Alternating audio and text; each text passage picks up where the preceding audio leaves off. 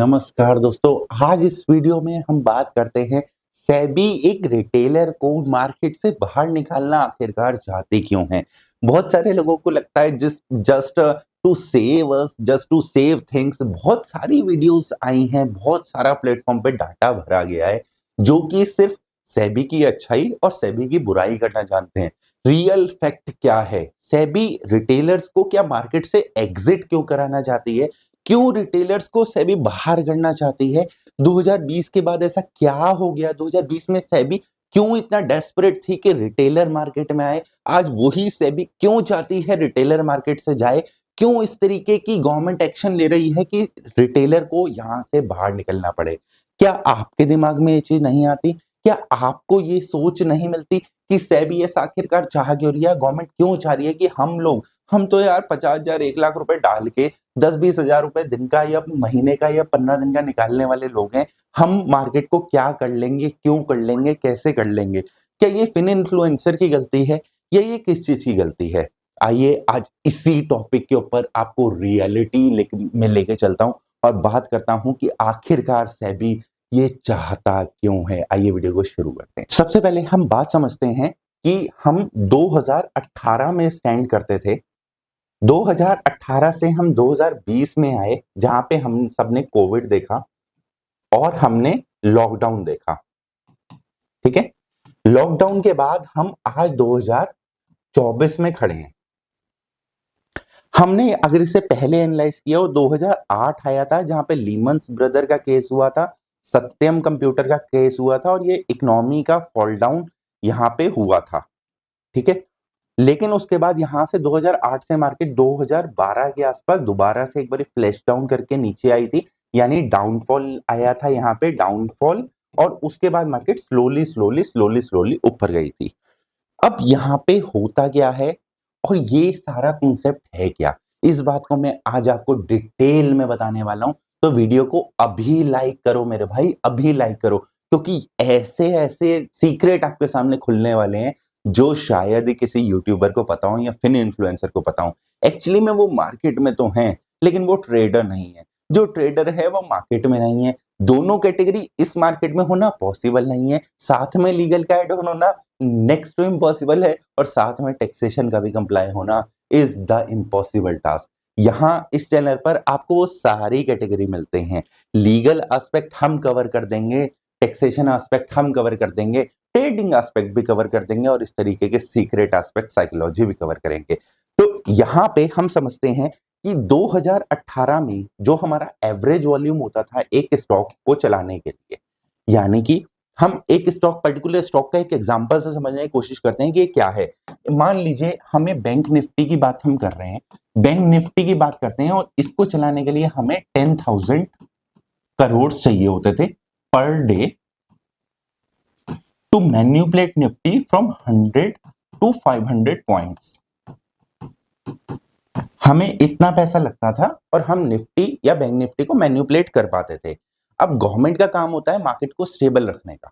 Government का काम होता है मार्केट को स्टेबल रखने का, यानी स्टेबल का मतलब है दो एस्पेक्ट में स्टेबिलिटी डिसाइड करी जाती है। Number one, there is always a liquidity. Liquidity का मतलब है कि कभी ऐसा ना हो कि बैंक निफ्टी में कोई बायर ही ना हो या सेलर ही ना हो, इन दोनों का एक क्लियर सेगमेंट इस प्राइस पे मौजूद होना चाहिए, तब उसे कहते हैं हम लिक्विडिटी मेंटेन हो रही है। मार्केट में लिक्विडिटी भी चाहिए और मार्केट में मैन्युपुलेशन नहीं चाहिए। और मार्केट में अगर गवर्नमेंट को पैसा कमाना है, गवर्नमेंट कैसे पैसा कमाती है मार्केट से? गवर्नमेंट कमाती है स्मार्ट प्लेयर के थ्रू। म्यूचुअल फंड हो गए, बॉन्ड्स हो गए, बैंक्स हो गए, ये सारे लोग मार्केट में ही होते हैं भाई, ये मार्केट में ही इन्वेस्ट करते हैं। मार्केट इन्हीं से पैसा लेती है और इन्हीं को पैसा देती है। तो ये लोग कब कमाएंगे? जब पब्लिक मार्केट में आएगी। इसीलिए तो इसे पब्लिक मार्केट बोली जाती है, पब्लिक इशू बोला जाता है, पब्लिक सब्सक्रिप्शन बोला जाता है। ये सारी चीजें क्या हैं? ये पब्लिक की हैं। ये पब्लिक का पैसा गवर्नमेंट इस बैंक के थ्रू, इस मैन्युपुलेशन के थ्रू, इस बाइंग और सेलिंग के थ्रू पब्लिक का पैसा बैंक खींचता है, बैंक गवर्नमेंट को देता है और गवर्नमेंट इससे गवर्नमेंट चलाती है, गवर्नमेंट रन करती है इकोनॉमी। इसी को कहते हैं, यही है एक्चुअल रियलिटी।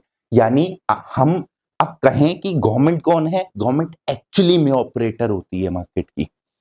जो आप देखते हो ना, मैन्युपुलेशन हुआ है, कोई स्टॉक टूट रहा है, टूट रहा है, टूट रहा है, कैसे टूट रहा है?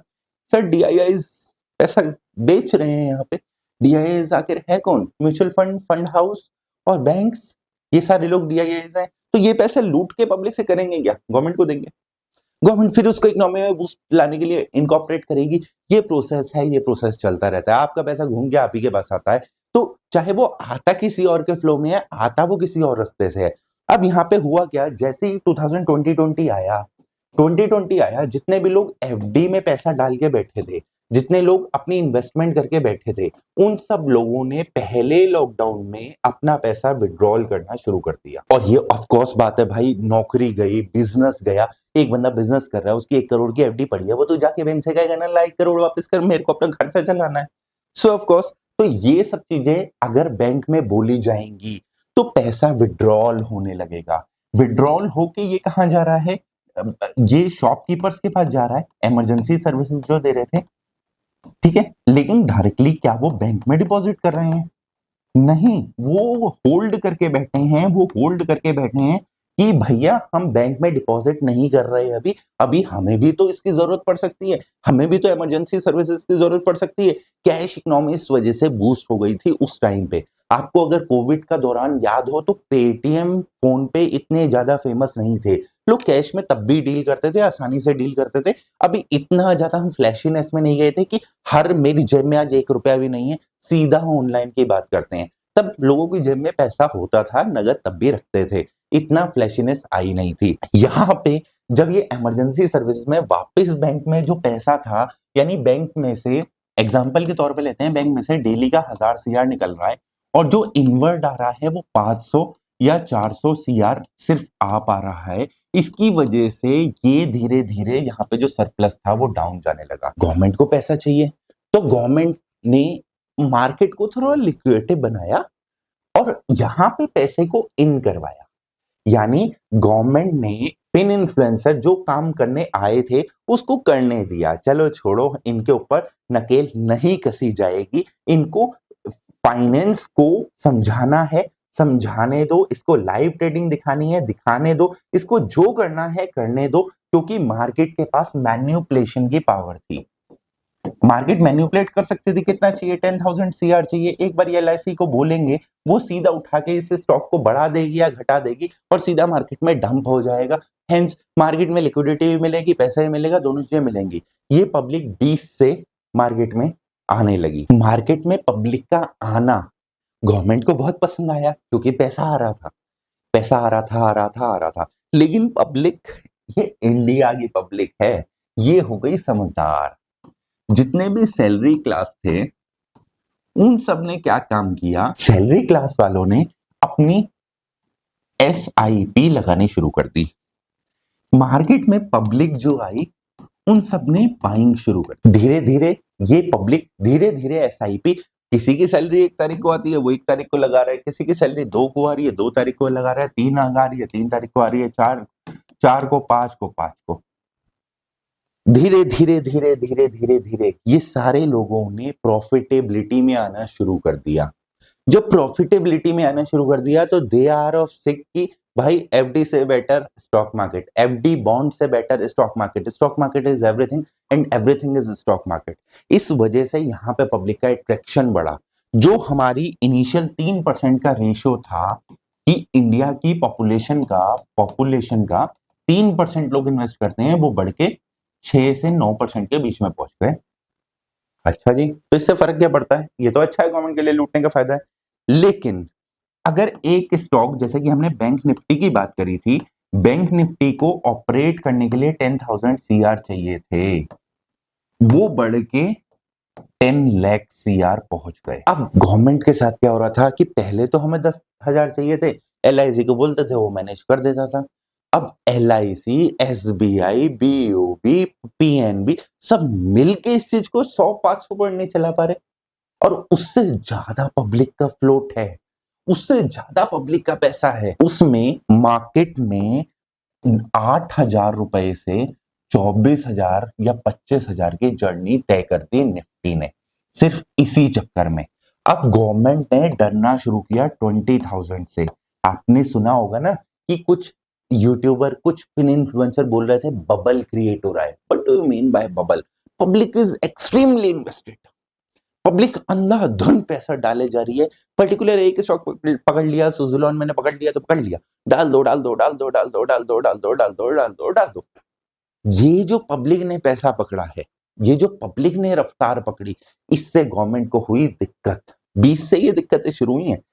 20,000 जब निफ्टी पहुंची है ना, तब से ये मार्केट में दिक्कतें शुरू हुई हैं। बड़ा मूव लाने के बाद ये गिराने की बहुत कोशिश करी गई है। नहीं समझ में आता तो चार्ट पे देखना, आपको ये चीजें अब प्रैक्टिकली आपको अपनी आंखों के सामने होती हुई दिखेंगी कि ये जो वॉल्यूम है, ये बेसिकली DIIs, FIIs का वॉल्यूम है कि ये गिराने की कोशिश कर रहे हैं, लेकिन पब्लिक खींच के ऊपर ले जा रही है। क्योंकि ऊपर जाते हुए फ्लैशीनेस देख रहे हो, मार्केट आपको सबको पता है, मार्केट इस तरीके से मूव करके ऊपर जाती थी और मार्केट जब नीचे गिरती थी तो ऐसे गिरती थी, बीच में 1 या 2 कट ही होते हैं, इससे ज्यादा कट नहीं होते। लेकिन आज मार्केट में क्या हुआ है, अब डेली के टाइम फ्रेम पे निफ्टी, बैंक निफ्टी, इनके चार्ट देखो, आप 20 से एक बार ये एनालाइज करो तो सही मेरे भाई। ये है निफ्टी, बैंक निफ्टी। क्या ऐसे मार्केटें ऊपर जाती हैं बिना करेक्शंस के? तो वो जो डंप था, गवर्नमेंट उसको बाहर करना चाहती थी, गवर्नमेंट उसको बाहर करना चाहती है। तो एक काम करो, ऑप्शन ट्रेडिंग बंद कर दो, एक काम करो, पब्लिक को यहां से बाहर कर दो, एक काम करो, टैक्स लगा दो, एक काम करो, ये चीज बंद कर दो, एक काम करो, ये चीज बंद कर दो। ये मार्केट मैन्युपुलेशन नहीं कर पा रही है और मार्केट में गवर्नमेंट डर गई है कि अभी तो सिर्फ 6% या 8% या 9% आए हैं, अगर ये पब्लिक बढ़ के यूएस की मार्केट की तरह 30% हो गई तो we don't have the capability to hold on. ये निफ्टी 50,000 पहुंच जाएगी, 55,000 पहुंच जाएगी, यहां पे कोई रह नहीं जाएगा। इसलिए पब्लिक की कैपेसिटी से बाहर निकालना है, चाहे वो लॉट साइज इंक्रीज करके हो, चाहे वो मार्केट को मैनिपुलेट करके हो, चाहे वो ट्रेडिंग बंद करा के हो, या वो किसी और रास्ते से हो। ये मार्केट का एक काला है लेकिन सच है। आज आप लोगों को ये चीज समझ में आई होगी, गवर्नमेंट आपको बाहर क्यों निकालना चाहती है, क्योंकि गवर्नमेंट जो मैन्युपुलेशन करती है, वो मैन्युपुलेशन में अगर पहले 100 रुपए लगते थे तो आज की डेट में उसमें 10,000 लग रहे हैं। It about 100 times. और गवर्नमेंट के पास ये फंड्स है नहीं। अब गवर्नमेंट के पास ये फंड्स है नहीं तो मार्केट में डिमांड और सप्लाई मैनेज कैसे हो पाएगी? क्योंकि कल को अगर यहां से ये जो पब्लिक आज बाय कर रही है, क्या हमेशा ये बाइंग में रह पाएगी?